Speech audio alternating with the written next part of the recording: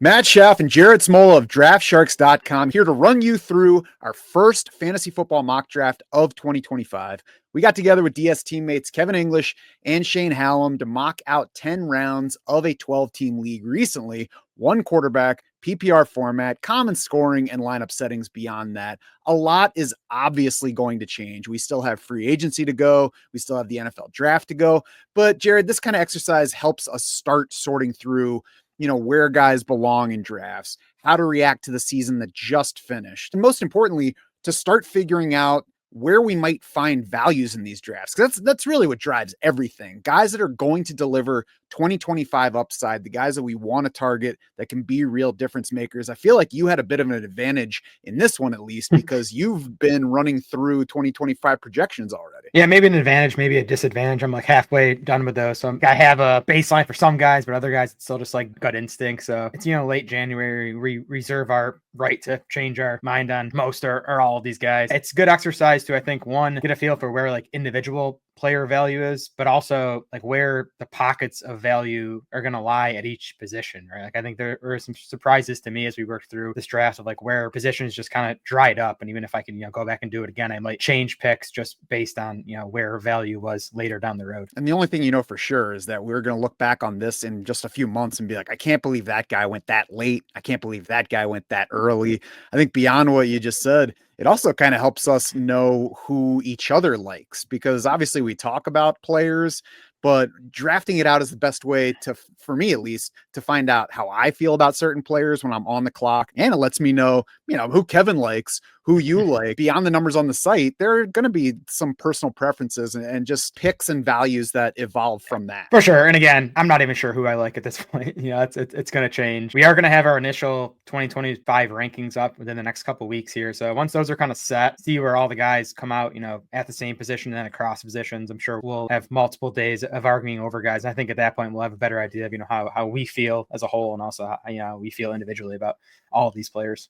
And I think really one of the key things of drafting is not liking anybody too much, because that's when you get in trouble, chasing guys up the board, not letting them fall past you. So let's start getting into who we all did or didn't like in this draft. We're going to run through all of the picks from every round, not talk about every single one, talk about the most interesting players that went in each round. So up first, round one, number one overall, Ja'Marr Chase, no surprise, coming off a stellar season. Justin Jefferson, number two, then Saquon Barkley, CeeDee Lamb, Bijan Robinson, Puka Nacua, Amon-Ra St. Brown, Christian McCaffrey, Jahmyr Gibbs, Nico Collins, Malik Neighbors, and Breece Hall. Jared, who do you think was the most interesting player in that round? To me, it's Jahmyr Gibbs, who he goes 1-9 in our draft. Now, that's later than he's going to end up going, I think. Even if you just look at early Underdog ADP, and Underdog has real drafts already going. These aren't mocks. These are real drafts for real money. Jahmyr Gibbs is sitting at 104, and that's also half PPR, where I think,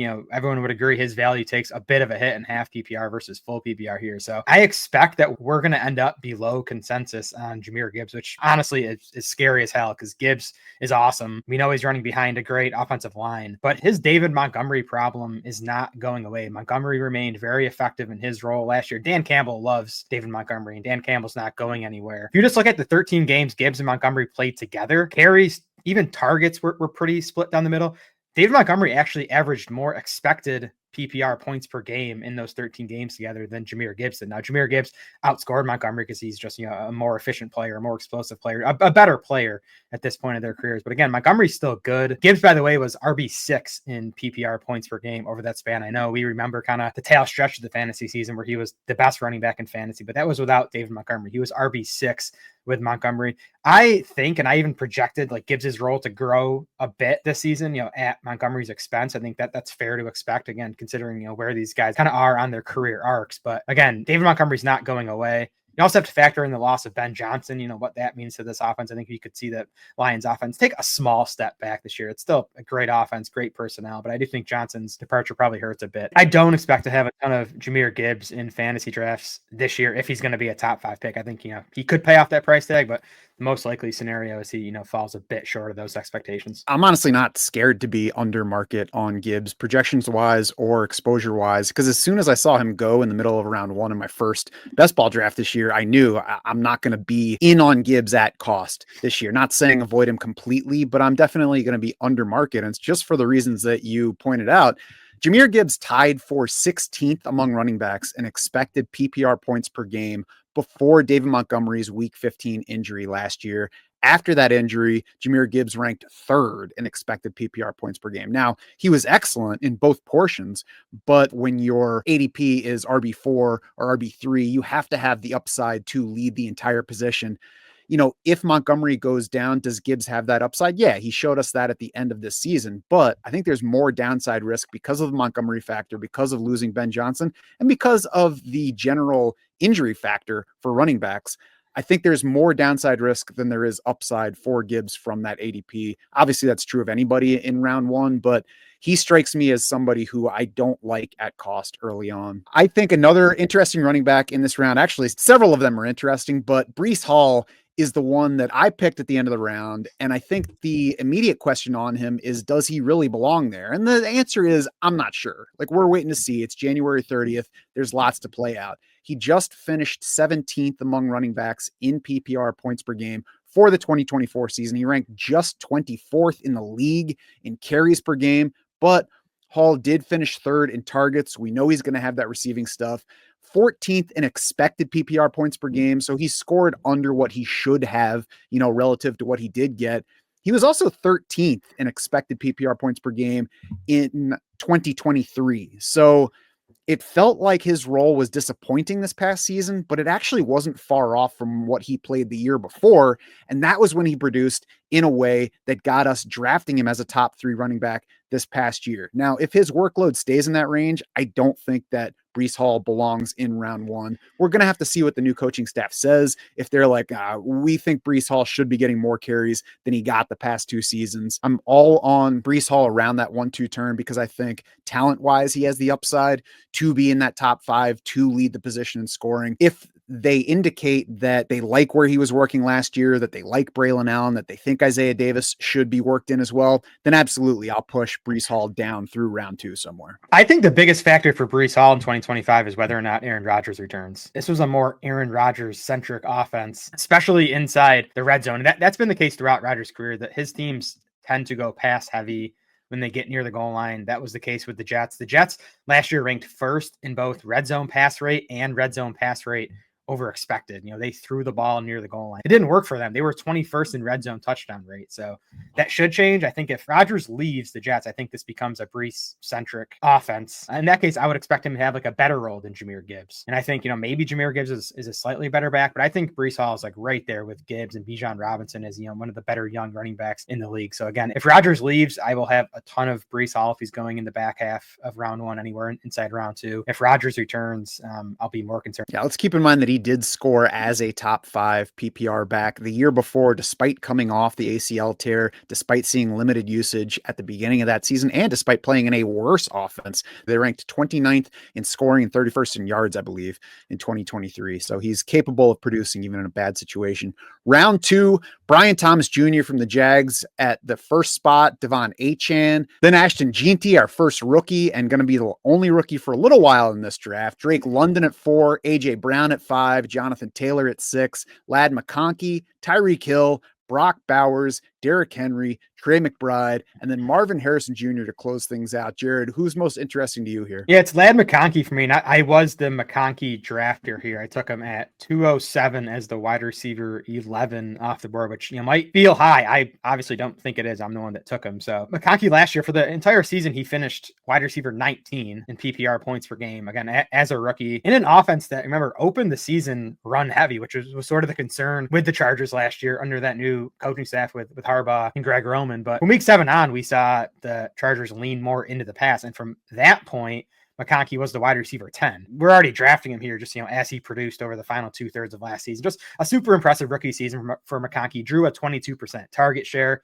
2.38 yards per route last year for McConkey. Just the 6th rookie wide receiver over the last 5 seasons to top 2.3 yards per route. The other 5, Puka Nacua, Justin Jefferson, Jamar Chase, Chris Olave, and then Brian Thomas along with McConkey this past year. Nacua, Jefferson, Chase, and Olave all scored more PPR points per game in their second seasons than they did as rookie. So I think it's fair to expect even better from McConkey this coming season. We know the quarterback situation is settled. Justin Herbert, one of the most talented passers in the NFL. So there's no concerns there. To me, like the risks with McConkey at this point of the offseason, the first risk is like just T. Higgins. Like he's the only free agent wide receiver who I think could land in LA that would be a threat to McConkey's targets. And then durability is a concern for McConkey. I think he had injury issues throughout his college career, dealt with some injuries this past year as a rookie. So that's a concern, but not enough for me to like tangibly move him down the rankings. He makes me a little bit uneasy this high just initially, but I love the stat that you mentioned before about his yards per route and the list of guys that it puts him with. That's in the article that we posted on this mock draft. And once I look further into him, the outlook is good. Like there's no reason to dislike him besides the potential injury risk. We'll see what happens in free agency. At the moment, I don't think we can plan on T. Higgins being there. Obviously, that's a possibility, but I wouldn't draft Ladd McConkey right now as though that's going to happen. And I think his ADP will adjust if they do sign T. Higgins. And like you said, I don't think that there are many other significant threats, certainly nobody near that level, either in free agency or the draft, with the Chargers picking down among the playoff teams. So he was wide receiver 11 in this draft. He went wide receiver 12 in my FFPC best ball draft. He is wide receiver 9 in early underdog ADP. That might be a little bit high, but I mean, I think we're splitting hairs there when we're talking about whether he should be wide receiver 9, wide receiver 12. Great spot. Excellent rookie year. The outlook is good for McConkey, both 2025 and beyond. Classmate Marvin Harrison Jr. stands out to me here. He actually went wide receiver 13 in our draft, and I'm not sure that he's going to go quite that early in general 2025 drafts. Recency bias is bound to factor in after Harrison didn't have nearly as good a debut season as several of his classmates, McConkey, Brian Thomas, who also went in that round that we just talked about. He's wide receiver 19 as Harrison on underdog right now in very early drafting ADP. I took him in my FFPC draft at wide receiver 18 at 401. So I don't know where he would have gone there. That rookie season that I mentioned, obviously not nearly as good as McConkey and Thomas and Malik Neighbors, but it's not really as disappointing overall. Marvin Harrison Jr.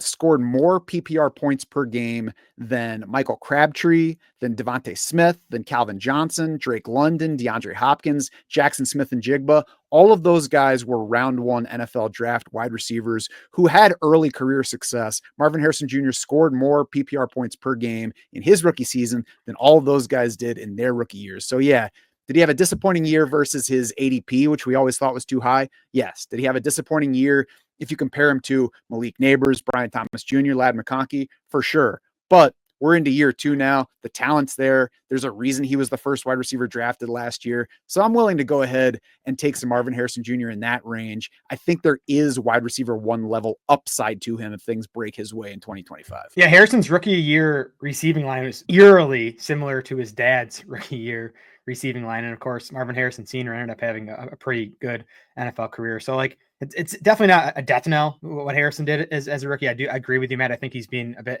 unfairly judged because of the expectations and because of what some of the other rookies in this class did. I still have concerns though. His role was fine, right? Like the target share and the raw targets were solid. How the Cardinals used him, I think, was not ideal. It was a lot of low probability stuff, downfield contested stuff, and he was kind of disappointing in that area. I'd like to see the Cardinals get him more like easy targets, right? Screens, crossers, that type of stuff. I don't know if we can count on that though, because he's returning to basically an identical situation in 2025. The coaching staff is still there. Kyler Murray's still there. Trey McBride is still there. So I'm just not convinced his usage is going to change. Now, if you're getting him at wide receiver 18, 19, 20, I think that's fair. I think that's where he belongs. So I think if he stays in that range, I'll have some Marvin Harrison.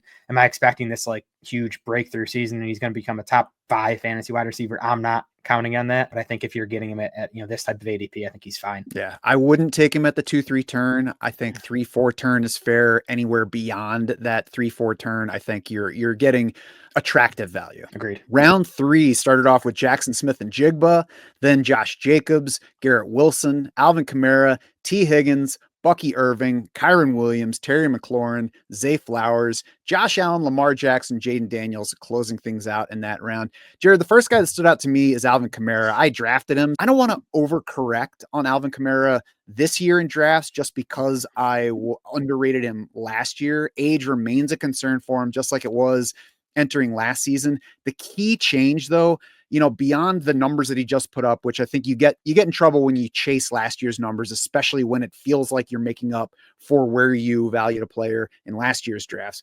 But the key difference for me is that the Saints extended Alvin Kamara in October at more than $12 million per year, and in a cap situation where they really had no business re-signing him. Like, no matter how well he played or how well they think he played or how important they think he is, they don't have the money to pay him. So the fact that they went ahead and did that with that cap space tells me that he's going to stay important. Obviously, they have changed coaches since then, but Dennis Allen was probably on the outs at the point where they did that extension, because there were only 2 more games beyond the Kamara extension before Dennis Allen got fired. I took Alvin Kamara as RB11 here. We'll see exactly where he settles in the rankings, but he was 5th in PPR points per game this past season, 7th in half PPR points per game. And I think the receiving heavy profile for him helps his chances of beating the aging curve. Not saying he's going to, defeat Father Time and be just like the Alvin Kamara we've already seen. But I think the way that he scores his fantasy points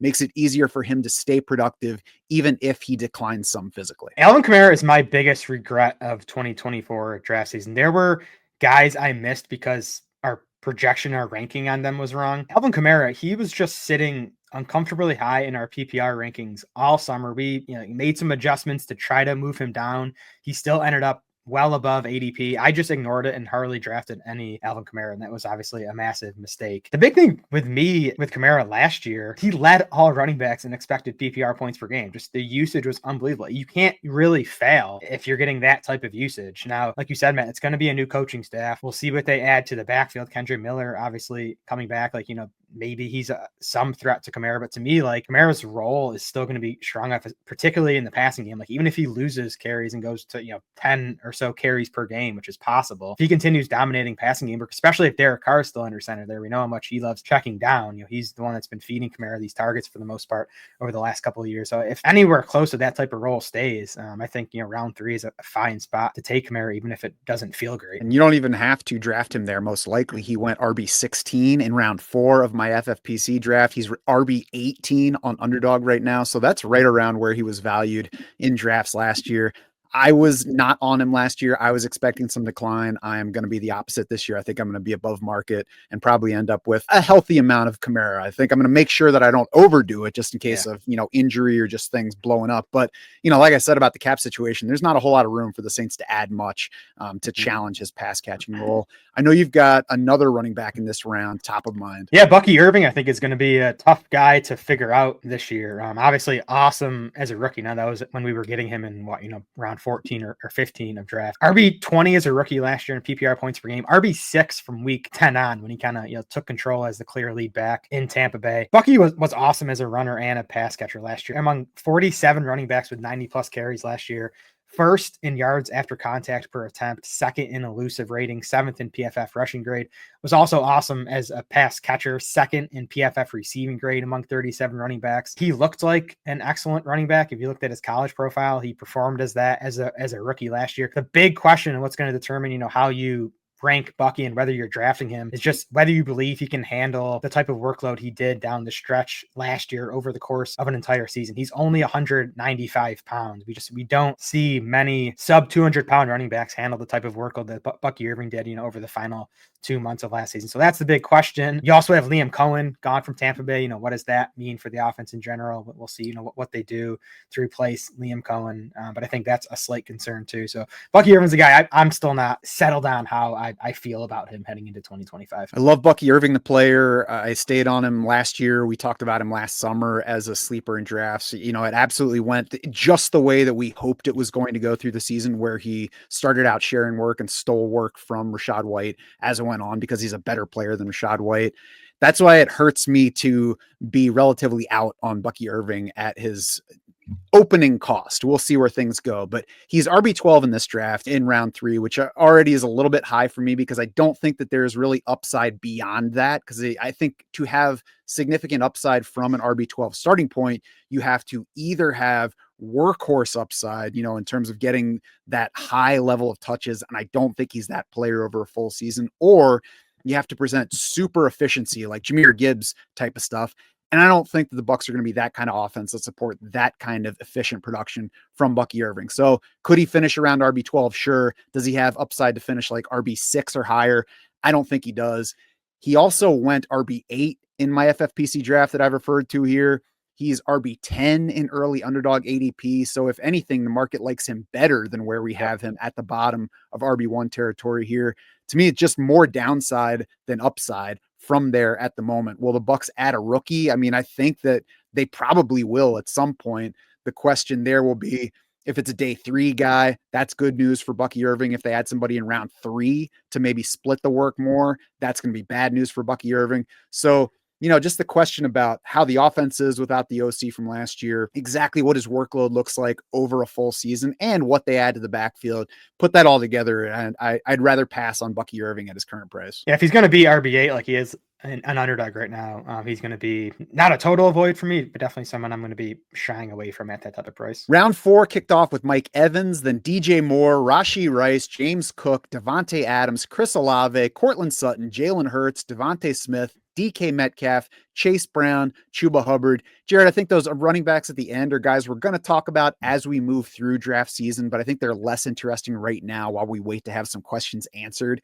in those backfields. Rashee Rice, to me, is the guy that stands out that you need to talk about in this range. What do you think of Rashee Rice going early round 4? I believe he was wide receiver 20 in this draft. 403, wide receiver 20 or wide receiver 21. I think that's about right as of now, before we have like complete information on Rice in 2025. Because of course he's rehabbing from the season ending injury, which ended up being an LCL injury and a hamstring tendon injury. Rice needed surgery for both of those, but there was no damage to his ACL. The timetable we got after the injury was 3 to 4 months. So he should be like ready to participate in most of the offseason program. And I don't think the injury will be an issue in 2025. The issue, of course, is the potential suspension. I'd say the likely suspension he's looking at. I think 4 to 6 games is the range we should be expecting. Again, it's tough to pin down his value without knowing exactly what that suspension is, but I think we'll be projecting him somewhere in that range to miss the first 4 to 6 games of the season. So that's the downside. The upside is obvious. In his 3 full games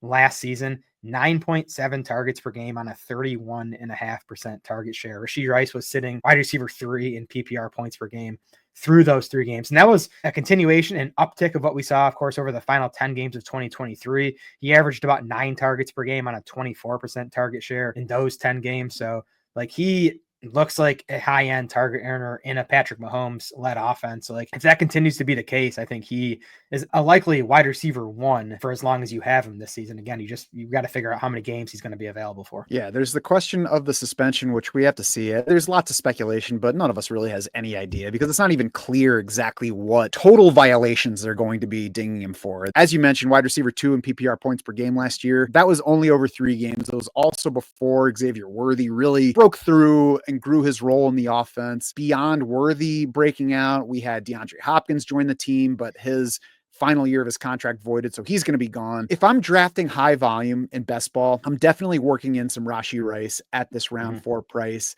He's also a guy that I don't feel like I need to get if I'm drafting at lower volume, though, or certainly once we get to redraft, play it out leagues, because there is the uncertainty about the suspension. There's also the uncertainty of exactly what his role looks like in what's going to be an evolving offense. And I feel like we haven't had enough consecutive years of the Chiefs offense looking the same personnel wise, approach wise, to really know what to expect from the guy who looks like he's probably their number 1 wide receiver now. Like the last time we really had a clear number 1 wideout in Kansas City, it was Tyreek Hill. I don't think Rashee Rice is going to get Tyreek Hill level stuff. And when it was Tyreek Hill, we didn't really tend to have somebody as good as Xavier Worthy as a second guy. Yeah. We don't know what 2025 Travis Kelce is going to look like, but Noah Gray is also on hand to potentially pick up some of that slack. We'll see whatever else there is at wide receiver. So I think ultimately, I agree. It's kind of a fair range for Rashee Rice. I'm okay if I miss out on him. I don't feel like I need to be in because I really don't think that top 10 wide receiver, even on a points per game basis this year, is a realistic hope for him. Is it possible? Yes, but I don't view him as that once he's on the field, healthy, not suspended. Yeah, and he's wide receiver 22 and underdog ADP right now, so right about where he went in this draft. I'm with you. I do think Xavier Worthy is a concern, maybe a slight concern. Like I like Xavier Worthy. I want to be high on him heading into next season. He closed this season really strong, but I think the Kelce decline and or retirement risk with Kelce kind of offsets any concerns about Worthy. So I guess I do think Rice is, not a strong bet, but a pretty decent bet to be like a top 12, top 10 PPR wide receiver when he does play this season. So I definitely want to get some exposure to him at wide receiver 22. I think I don't know if the suspension comes in at 2 games, he probably climbs, closer to like wide receiver 15 in ADP. And even if it ends up like 6 games, I'm not sure his ADP is going to get much cheaper. Maybe it drops into the late 20s. But I don't think he's going to get a whole lot cheaper than that, because I do think people are already expecting that suspension with this current ADP. Yeah, I think we'll also have to watch the knee. I know that we got the short time frame that suggests he should be back to full strength by the season, but we've seen plenty of times where guys have injuries that aren't supposed to affect them into the next season, but they just do, whether it's, impacting training leading up to that, or whether there's surrounding stuff. It's just one of those uncertainties that factors in here that makes me think I'm okay if somebody else takes Rashee Rice in my draft. Round 5, we've got rookie Omarion Hampton at the top, then Brandon Ayuk, Xavier Worthy, Jalen Waddle, Joe Mixon, Tet McMillan, the first rookie wide receiver off the board, George Kittle, Caleb Johnson, Rome Odunze, Kenneth Walker III, George Pickens, and Isaiah Pacheco. Jared, who stands out to you first here? It's got to be Jalen Waddle for me, who I think was probably the single biggest disappointment in fantasy to me this year, because he didn't bust because of injury. He just wasn't very productive. And there were a couple of big problems for Waddle. The first one was his volume was way down, 5.8 targets per game last year on a 16.5% target share. That was in his 14 full games. That 16.5% target share down from 22.9% the previous year. Even in 2022, he had a 20% target share. So volume significantly down, efficiency down for Waddle too. Career lows last year in PFF receiving grade, ESPN receiver score, yards per route run, yards after contact per reception, all career lows for Jalen Waddle. So disappointing season all around. To me, it still looks like an outlier though. You just look at his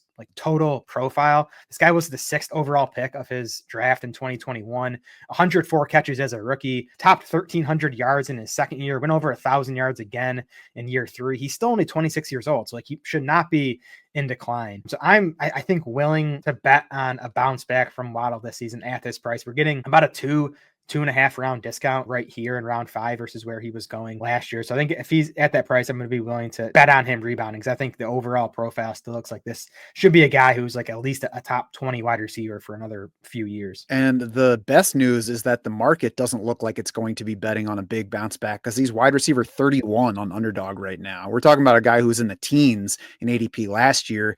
And I think that makes it a whole lot easier to bet on him. If the market has him down in mid wide receiver 3 range, you don't have to figure out how the bounce back happens. If a guy is valued market wise up at a higher level where it's closer to what you think the upside for him is, then you have to make the case. You have to figure out how that rebound's going to work. When he's down in wide receiver 3 range, you can say, I think Jalen Waddle's a good player. I think his coach is good. I think they'll figure out how to do that. And exactly how it works, I don't really care. I'm just going to take a shot on him here and see what happens. I think a couple of things that could work in Waddle's favor here. You mentioned how young he is. Tyreek Hill is getting up there in age. So there's a chance that they just kind of pass each other in, terms of career arc this season. There's also a chance that Tyreek Hill gets traded or something this offseason. We've already seen Tyreek Hill get traded once in the NFL. It would be a lot less surprising if he switched teams this offseason than it was when he went from Kansas City to Miami. So, like I said, I don't need to figure out exactly how it goes better for Waddle. I just think that he's worth betting on at the cost. Similar for Isaiah Pacheco to me, who last year went RB10, RB11 in ADP. He was going around the 2-3 turn across formats. He was RB21 in this draft at the end of round 5. He is RB24 on Underdog right now. I think he's going to stay in that range. We'll see what Kansas City does in the backfield this offseason. But to me, Jared, the question is, what is the difference between Isaiah Pacheco and Bucky Irving besides recency bias? If we look at this past season, you already talked about Bucky Irving, turned into a workhorse late in the year, was very efficient with the ball on the ground and receiving, basically just took over that backfield. So now we're valuing him as a low end RB1 because that's where he finished last season. Pacheco did the same thing in 2023. Second half of the year, he saw a lot more receiving volume. He saw more workhorse usage for that Chiefs team than Bucky did last year for the Bucks. Pacheco averaged 20 carries, 23 touches across 4 playoff games last offseason. Now, more recently, we've seen him come back and cede work to Kareem Hunt. Maybe that's an indication that the Chiefs don't like him as much, and maybe he keeps losing that work into next season. Or maybe it's just a guy coming off a leg injury who's not at full strength, does have a strong teammate who the team knows, who knows the offense, and who was being productive. Maybe they just let Kareem Hunt have those touches this year. And then this offseason, a team that has not invested much of anything at the position outside of the failed pick on Clyde Edwards-Helaire, maybe they continue to not invest heavily, go back to Pacheco as the lead back in 2025, and he turns into a strong value, whereas he was a guy who didn't work out at ADP last year. Yeah, to me, the big question with Pacheco is whether you think the broken leg he suffered early this season is still impacting his play right now. Because, getting out touched and outplayed by Kareem Hunt is not a good look. Now, to me, it's not the same Pacheco that we saw last year or even early this season. Because I know it was brief at the start of the season, but he was getting strong usage and being effective on that usage before that leg injury. So to me, I think he's a risky pick right now at RB24. I think his running back ADP could be 10 spots lower when we get to July. It could also be 10 spots higher, and you're getting a massive profit on his RB24 ADP right now. So he's someone I'm going to mix in at his current ADP. I don't want to have a ton of them because I do think it could backfire, but if he's in the role that we thought he was going to be all season, he should be going 2-3 rounds. Yeah, I don't want to go overboard on him, but if he does score like the guy we expect him to be heading into this past season, then he's going to be a strong value at that level. I mentioned Ted McMillan, the first rookie wide receiver off the board here. There's some separation between him and the next guys. We got Emeka Egbuka in round 7, Luther Burden in round 8. If you want to learn more about those rookie wide receivers and see how they kind of stack up versus each other and see who some of the other guys that you need to know in this class are, you can check out Shane's initial rookie rankings on draftsharks.com right now. You can find our first Dynasty rookie mock draft of the year on the site right now. Shane and I also did a video recapping that mock draft and talking about his feelings on some of those incoming rookies. We've got the Senior Bowl recap coming up. We will start rolling out our annual prospect profiles, which always go over well after the scouting combine. So you'll get to know all these young guys. And then, of course, we'll evaluate them as we get landing spots and more info on all of them. Round 6 of this redraft mock draft started with Jacoby Myers, then Jordan Addison, Jamison Williams, Chris Godwin, Joe Burrow, James Conner, David Montgomery, Jerry Jeudy, Tony Pollard, Patrick Mahomes, Khalil Shakir, and Deebo Samuel. Jared, I think Jacoby Myers is going to be an underrated guy. I think we'll talk about him as we move through draft season. He's going to be somebody that I'm certainly sticking up for and drafting at cost. I don't think he's the most interesting guy in this round, though. It's got to be Deebo, right? Yeah, I think Deebo's super interesting.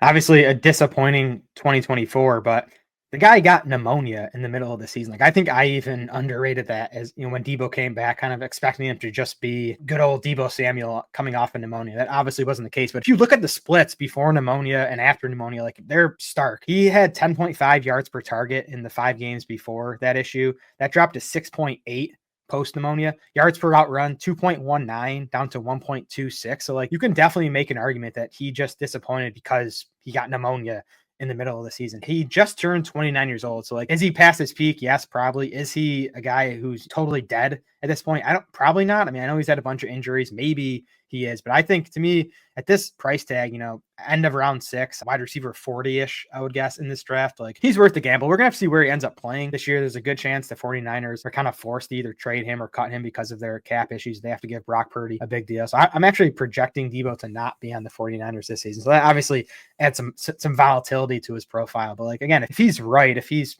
80% of peak Deebo, I think no matter where he is, like, he's going to end up being a pretty good value at this type of price tag. Yeah, he's going to be somebody to watch for sure all offseason. And the fact that the market is not going to be in love with him, which I think he's going to be in this range, is going to help us take shots on him. He is also going to impact a couple other 49ers wide receivers that are in the next round. Round 7 started off with Sam Laporta, Tyrone Tracy Jr. of the Giants, Emeka Egbuka, is who I mentioned, the second rookie wide receiver off the board, Calvin Ridley, TJ Hawkinson, Jawan Jennings there at number 6 in round 7, Jaden Reed, David Njoku, Ricky Pearsall, Trevion Henderson, Mark Andrews, Michael Pittman II. So, Jared, You already mentioned that you're projecting Debo to a different team.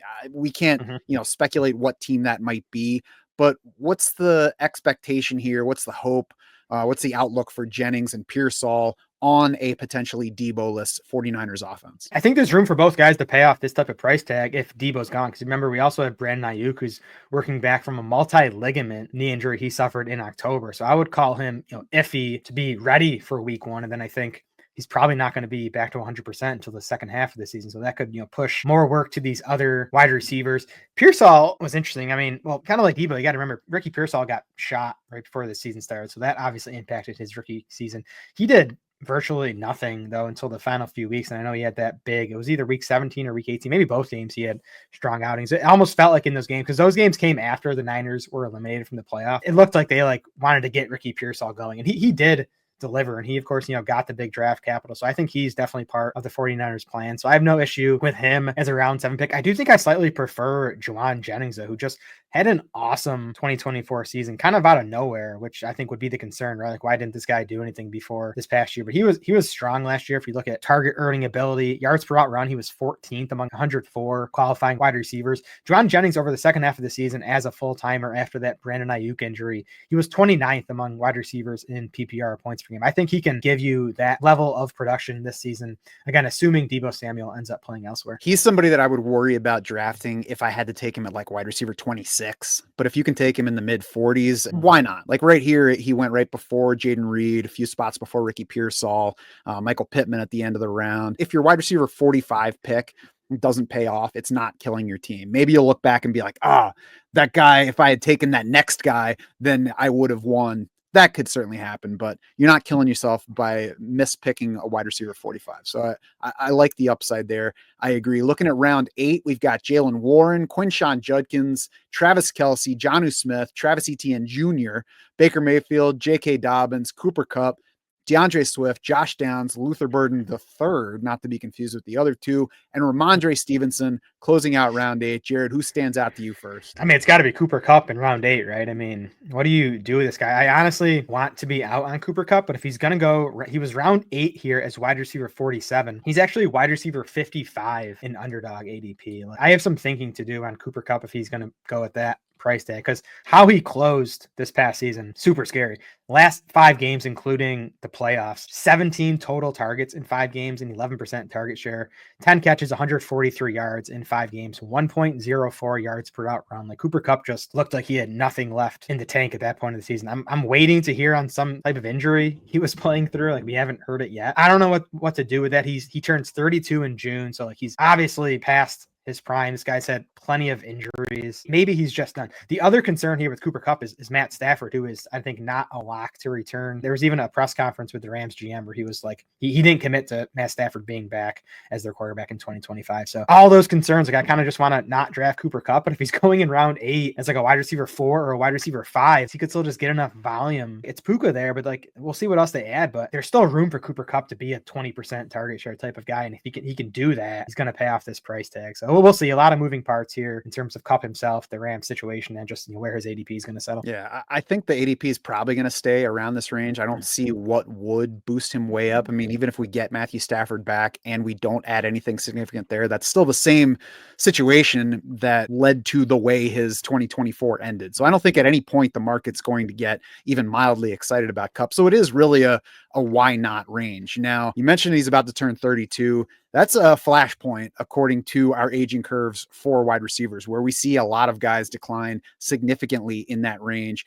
And we can look just at last year and find the downside case for Cooper Kupp hitting age 32. It's Tyler Lockett, who finished wide receiver 86 in PPR points per game this past season after being our darling for however long. The upside, though, Devontae Adams, who is the same age, finished wide receiver 12 in PPR points per game, despite getting traded midseason to a team that has Garrett Wilson. I don't think that Cooper Kupp really is going to hit either of those points. I don't think he has wide receiver 12 upside or anything near it.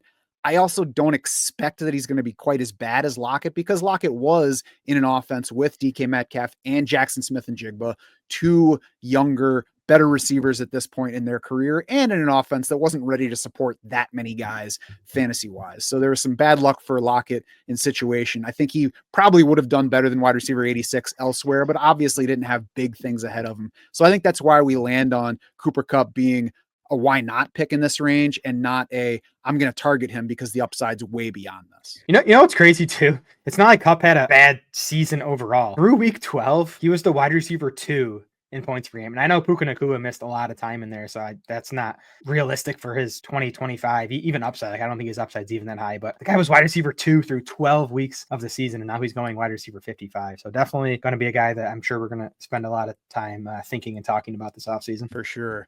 Round 9, we got Jalen McMillan up top, Aaron Jones, Najee Harris, Dak Prescott, then Marquise Hollywood Brown. We'll see what team he's going to be on. Dalton Kincaid, Rashid Shaheed, Xavier Legette, Brock Purdy, Wan'Dale Robinson, Brian Robinson Jr., and then Jake Ferguson to close out the round. Jared, I'm starting with Najee Harris here because I think he's interesting because of where he's going and where he's likely to keep going. I don't think he's going to get pushed up the board, but we'll see because that's why I'm interested. So this past season, we saw Najee Harris improve his carries per game and receptions per game versus 2023. Certainly got help on that front from Jalen Warren dealing with multiple injuries, but we also saw a career high 7.9 yards per catch from Najee Harris. The advanced metrics largely suggest that he was basically the same guy with more touches this past year. It's not like he, had some physical rebound or was much better at any one aspect other than getting more touches. I think one thing that worked in his favor in 2024, though, is the running back market rebounded. We saw Aaron Jones, Derrick Henry, Saquon Barkley get contracts. We saw Alvin Kamara re-sign with the Saints. So that's what I'm most interested in seeing this offseason. First, if the Steelers try to give him a new contract, I would think that if they were going to, that would have happened already, but we'll see. If they don't, I'm very curious to see what his market looks like out in the open. I think 2 years ago, maybe even like this time last year, I'd be like, well, if Najee Harris didn't get an extension from the Steelers, then we should probably expect him to turn into like Damian Harris or something. But after the way last year went and looking at the free agent market, I wouldn't be surprised if he gets a decent contract somewhere, has a solid outlook, and ends up being a good value at a round 9 price tag. Yeah, and that's exactly my bet here. And I was the drafter of Harris at this point, 903. This was a team that only had 2 running backs through 8 rounds. So I was like, yeah, it's probably time to get that RB3. And I thought Harris was the best available guy. And I'm with you, man. I think the NFL is going to like Najee Harris in free agency, like more than fantasy players like him. And honestly, maybe more than the NFL should. But this is a guy who was a first round pick in his draft. He's handled 250 plus carries in all 4 of his seasons, and he's never missed a game with injury. It just sounds like a running back that like NFL GMs are going to like and probably overpay. And I just think Harris is probably going to land, maybe not as strong a role as he had in Pittsburgh, but probably going to be a decent bet for like 200 carries at least this coming season. And he can contribute in the passing game. So I think if you can get him in round 9, I think he's probably going to pay off that type of price. I think he looks very similar to Josh Jacobs before that breakout year with the Raiders. I'm not saying he has that Jacobs season in him, but we also did already see a better rookie year from Najee Harris than anything that we had gotten from Josh Jacobs before that point. So this is the range where Jacobs was going before that breakout year with the Raiders, where he was like, why not? He's not going to kill my team from here. And if he lands with some team that really wants to give him the ball a lot, then I've got a super value here. Yeah, I think there's that type of upside. Like, I think Jacobs is probably a bit better than Najee Harris. Jacobs landed in an ideal spot, but I think Harris could do something similar. Who else stands out to you in round 9? Dak Prescott for me. You drafted Dak Prescott at 904 as the quarterback 8. And honestly, I thought it was a little crazy when you made the pick. Then I did Cowboys projections a few days later. And I actually think this is about where Dak belongs, because the Brian Schottenheimer hire, I think they could have done better. I didn't love it, but it's probably not as bad as the market has reacted. Schottenheimer was the Cowboys OC the last 2 years. In 2023, under Schottenheimer, Dak Prescott was the quarterback 6 in fantasy points per game. And the Cowboys were pass heavy that year. They were 7th in neutral pass rate at 60.4%. That neutral pass rate actually climbed this past year in Dak Prescott's games, 61.3% neutral pass in those games. The Cowboys were also 1st in offensive pace last year. They were the fastest paced offense. We like that for fantasy. So I think this is actually a pretty good environment. I think the Schottenheimer move is probably good news, if anything, for Dak Prescott's fantasy value. There are concerns here, I think. What's the wide receiver core going to look like behind CeeDee Lamb? There's nothing there right now. I do think they're going to add via free agency and or the draft. And then the other concern is Dak Prescott did finish with near or at career lows last year in almost any efficiency metric you want to look at. So he does need to bounce back. He's older. He's not at the point where I'm like worried he's like totally done. I do think he'll bounce back. What level he bounces back, we'll have to see. But again, I think the environment is good enough where I think Dak Prescott, can be a top 10 fantasy quarterback this year. Yeah, you mentioned he was QB6 in fantasy points per game in 2023. Two of the guys ahead of him were a 1-game Carson Wentz and a 5-game Joe Flacco. So it was even better than that. Third in total fantasy points among quarterbacks that year. And his scoring average that season was lower than Dak Prescott's average was in 2021, 2020, and 2019. His past 3 healthy seasons, meaning 16 plus games played, all found him finishing among the top 7 fantasy quarterbacks. So when he's healthy and when the offense is decent, he is an undervalued fantasy asset. Now, do I think that you should draft Dak Prescott as the QB8 right now? No, I don't. When we do these mock drafts, part of it is taking guys where they should go. And another part of it is show, honestly. If we were just like laying guys out where they should go, we've got ADP for that. There's no point in also doing mock drafts. So my purpose in taking Dak Prescott here was, one, because I do think he belongs in this range, but also to kind of highlight the value in him. And if you can wait and take a guy that, should be QB8 as QB 13 or 12 or 11 or whatever, you're going to get value on him. And I think that's what I wanted to highlight with Dak Prescott in this condensed mock draft. Have you seen where his ADP is on Underdog right now? No. Quarterback 18. I haven't looked at the whole list. I think he might be the best quarterback pick on the board right now. Because everything with Dak is he has job security, which is like nice at this time of year if you're drafting these early best balls. Like he's quarterback 18. Worst case, he's going to be the Cowboys starter. So it's kind of tough for him to finish much lower than that. And again, I think he could finish 8-10 spots higher than that. And the other factor that made him the QB pick for me on this particular team is that I already had CeeDee Lamb, and I think that's a good stack because if CeeDee Lamb hits, he's going to bring Dak Prescott with him to some degree. And when Dak Prescott has his monster games, those are probably going to be monster games for CeeDee Lamb as well. I think stacking is something you don't need to do in redraft, but it's a good way to break ties and make your QB picks because it is a helpful thing that has come into redraft leagues from DFS and best ball. But that said, at that market price, you don't need to have CeeDee Lamb on your best ball rosters even to stick, Dak Prescott as your QB2. Early candidate for comeback player of the year. Not sure I'm going to be quite high enough on him for that kind of spotlight, but he's definitely in the mix. Yep. Round 10 to close things out. We got Darnell Mooney, Tank Bigsby, Marvin Mims, Trey Benson, Keon Coleman, Matthew Golden, a rookie wideout from Texas, Caleb Williams, Tajay Spears, Amari Cooper, Rashad Bateman, Jared Goff, Justin Herbert. Jared, who stood out to you here? I think Bigsby is an interesting pick here in round 10. I think this Jags running game is one I want to invest in. If these guys are going to be going at these price tags, where did ETN go? Is it round 8 or round 9 in this draft? Like even a little bit ahead of Tank Bigsby. I'm not sure which one I prefer at this point. We're going to have to, kind of see what Liam Cohen says about the situation. But I think, Cohen is why I want to invest in this running game. Obviously just got the big breakout from Bucky Irving. Even Rachaad White last year under Liam Cohen averaged 4.3 yards per carry. He was down at 3.6, 3.7 his first 2 seasons. So he was more efficient. Cohen, of course, comes from the Sean McVay coaching tree, and McVay has had strong running game. So I just think this Jags running game could surprise in a positive way this season. So I want to get pieces if they're going to be going in these price ranges. We, of course, know with Tank Bigsby, there's not much pass game upside. That's the concern, especially in full PPR. But Bigsby was a better runner than ETN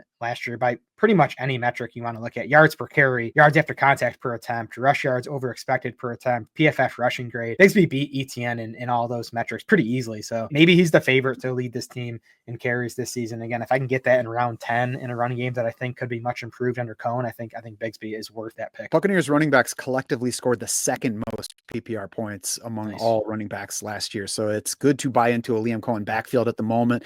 The thing that makes me iffy on drafting any Jaguars running back right now is I think that team is a prime candidate to add a significant running back in the draft that looks like it's pretty strong at running back. That said, round 10, we're talking about handcuff level running backs. Like Trey Benson is the next running back off the board. We know he's not going to start for Arizona. Tajay Spears behind them. He's at best 1B with Tennessee sharing with Tony Pollard. So I'm fine with betting on Tank Bigsby at this level to share a backfield with, an unknown rookie. And if they don't end up taking a significant rookie, Tank Bigsby could very well wind up as the leader of this backfield. I think he's the kind of guy who could be going, round 7, round 6 in ADP come May, once we know whether Jacksonville is going to spend a significant pick on a running back. No one disliked Tank Bigsby more than I did last year. So give me some kudos for, changing my opinion. That's right. You got to be flexible in this game. It's key. Marvin Mims stood out to me in this round, Jared, and he's somebody that I liked too much heading into this past season. And I'm going to make sure that I don't overcorrect just because we got some positive stuff down the stretch. He's wide receiver 55 here, and he's wide receiver 56 on Underdog right now. Also went wide receiver 60 in my FFPC draft. Let me start by saying that's fine. I'm not going to ever tell anybody that they're an idiot for taking any player as the wide receiver 55, because even if that guy tanks, your team is all right. Now, Marvin Mims finished wide receiver 77 in PPR points per game this past year. He tied for 99th in expected PPR points per game with teammate Troy Franklin, among others. So he has yet to actually deliver much for us. That's important to remember as we, try to parse the positives from the end of his season. The playing time did finally grow late in the year, but Mims still did not reach 50% playing time in a game until the playoff loss to Buffalo, 69% in that game, which they lost by 24 points, by the way. So they probably wanted as many receivers out there as they could, even if they didn't throw the ball a ton. He did lead the team in yards per route, 2.37, which is nearly a half yard ahead of number 2, Cortland Sutton, also up 0.8 versus Mims's number in 2023. So he undeniably got better last year. My issue is I'm not sure how high the ceiling actually goes. I don't think that Marvin Mims is really going to become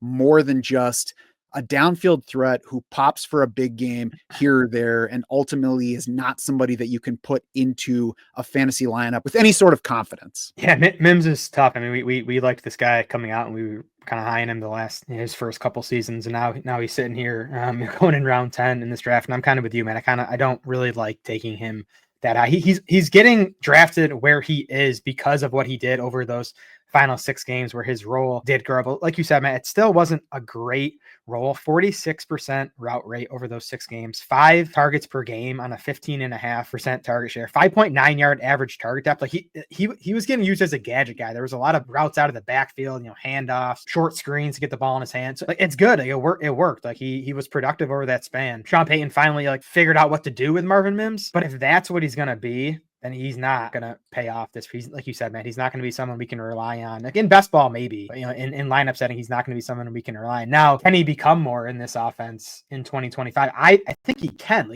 We liked him because he was a do-it-all receiver in college. He was not a gadget guy. He's undersized, but he made plays at all levels of the field in college. I still think he can do it. But if I'm trying to get in the mind of Sean Payton, I just wonder if Payton's like, okay, I figured out Marvin Mims. He's going to be this for us. He's going to be someone who plays half the snaps, who we get 5 touches per game. It's okay at his ADP right now, especially in best ball, but I'm not betting on a breakout in Mims becoming a top 36 fantasy wide receiver in 2025. I still think ability wise, he could be more of a wide receiver too. I don't think Sean Payton agrees with that though. We saw Troy Franklin and Devon Vele both play more than Marvin Mims this past year. Both of those guys were rookies. It was Mims's second season and his second season with Sean Payton. So that to me says don't expect huge role growth. And even for best ball, if we look at underdog ADP right now, Troy Franklin's at wide receiver 85, Vele's at wide receiver 96. So last year I was like, why are you guys taking Troy Franklin ahead of Marvin Mims when they're the same dude basically, and Mims has been there a year longer? I'll go ahead and take Mims. Now it's the opposite for me. Why am I taking Marvin Mims at wide receiver 56 when I can wait until wide receiver 85 plus and take either of the guys that played more than he did in 2024? Yeah, that season high route rate in the playoff loss, I think, is at least worth considering. Because again, if he can be a 70% route rate guy for the season, then he has a chance to be, someone we can, count on, but I'm not convinced that's going to be the case. And of course, like I said, if you just want to bet on him at wide receiver 56, go for it. It's just not going to be somebody that I'm drafting a whole lot. You can check out more analysis from our initial mock draft on draftsharks.com. Right now, you will be able to find our 2025 projections soon. Not quite on the site yet, but keep checking back. They will be up, and we'll, of course, let you know when they do hit the site, especially if you're on our email list. You'll be among the first to know. We'll be back here after that point to highlight some key players from our early 2025 rankings once they go live. Soon after that, you will, of course, have access to the Draft War Room, which is your key to any 2025 drafts, whether you're playing redraft, best ball, dynasty, however you play fantasy football. We want to make sure that draftsharks.com is your unfair advantage.